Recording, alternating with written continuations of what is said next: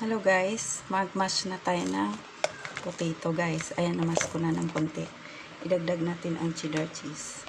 So, wala akong gatas guys kasi yung pinabili ko hindi pa dumating. Nagmamadali tayo dahil may kakain na. So, dinamihan ko na lang ng cheddar cheese.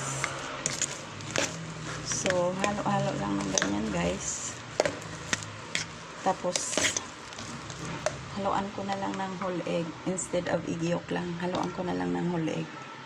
Para lang mag-bind siya. Walang gatas eh. Kasi hiniram yung gatas namin. Hindi pa sinuli ng hiniram. Ngayon,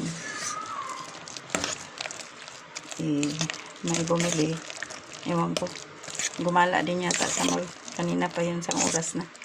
So, ganito na lang guys. Ganito guys. Ilagay natin siya dyan. Dyan sa